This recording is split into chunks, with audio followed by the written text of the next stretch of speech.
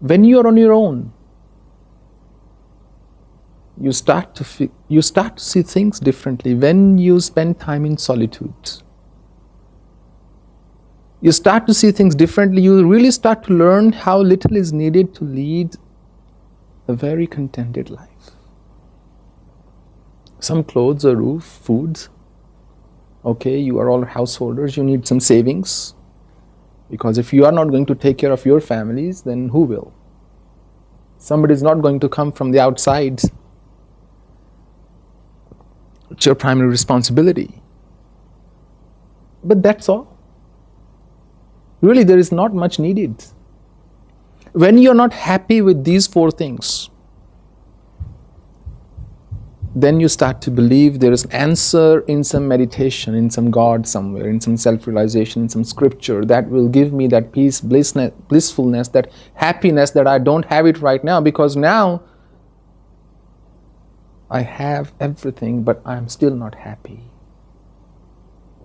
Therefore, there must be something that I don't have that will make me happy. This whole view is full of flaws, because you're equating happiness with having things. If you're equating happiness with having things, then self-realization or God is not a thing you can have.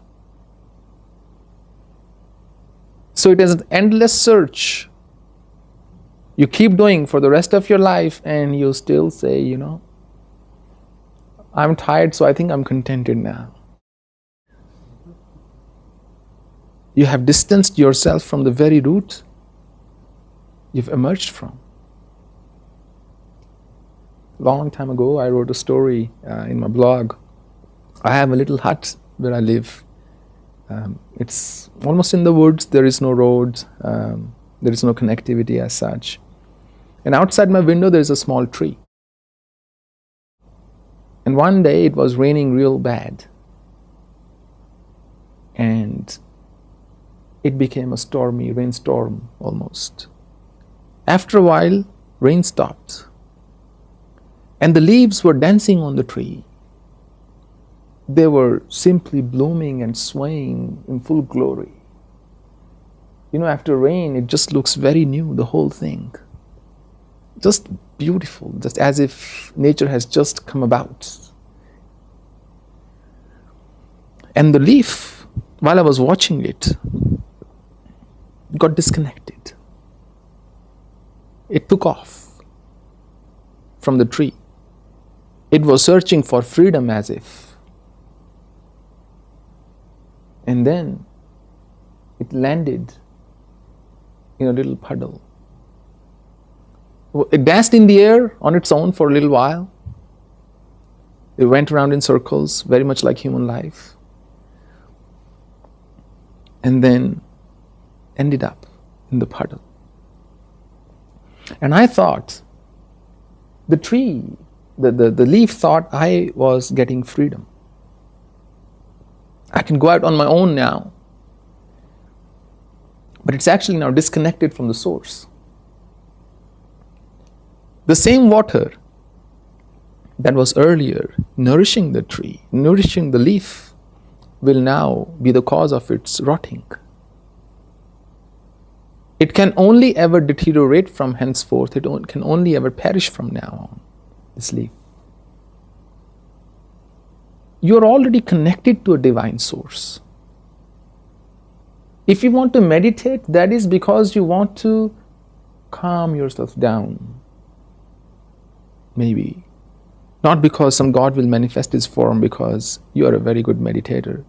He's not going to come up with a certificate, say, here you go. Now you're an advanced meditator. What does that mean? That's not how he's supposed to operate anyway.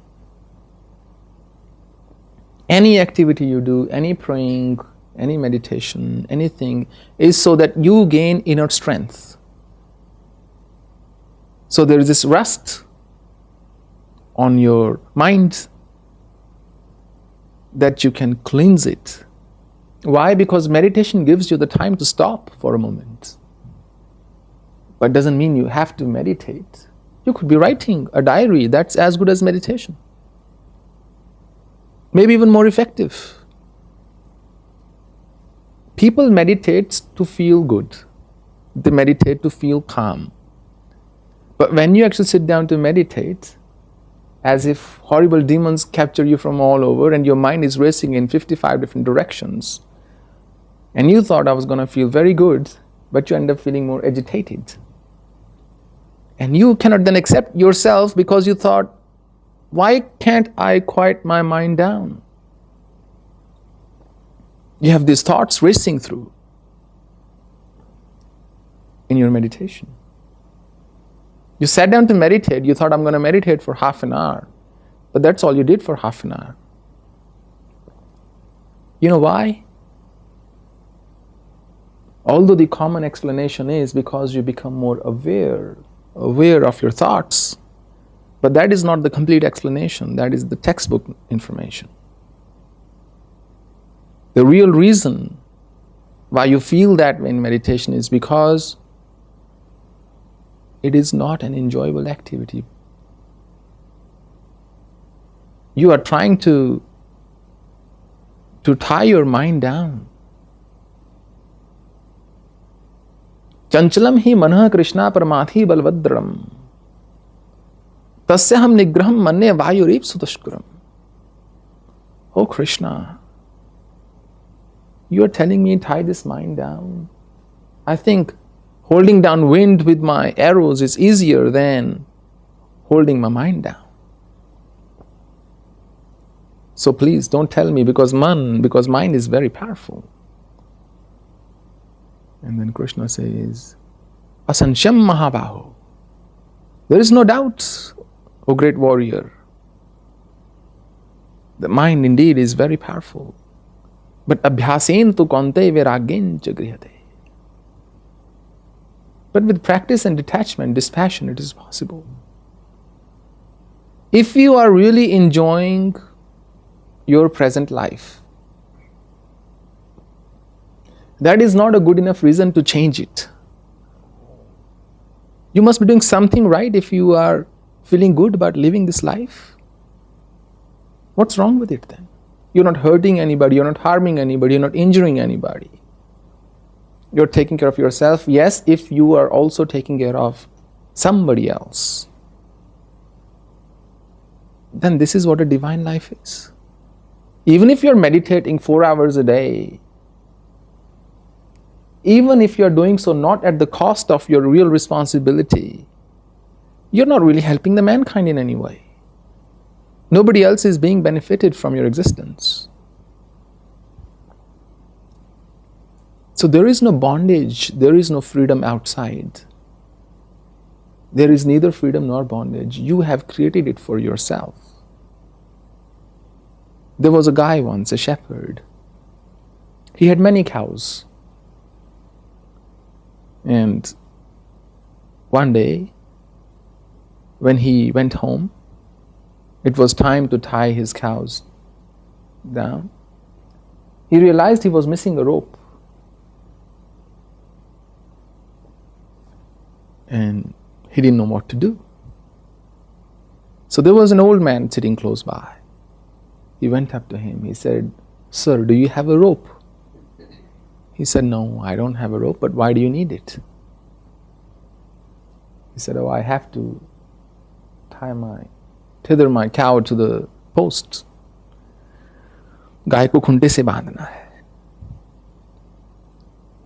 And he said, "Oh, it's very easy. You don't need a rope.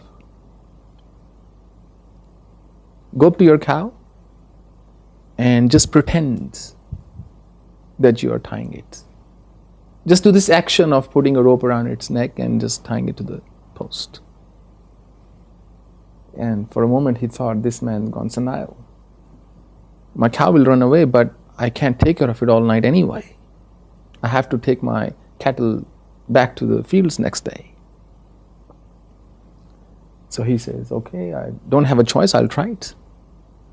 He does it.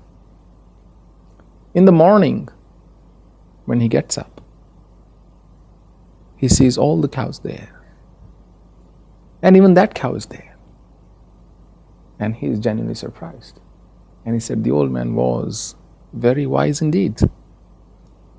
And he unties all the cows and says, oh, now we have to go to the fields.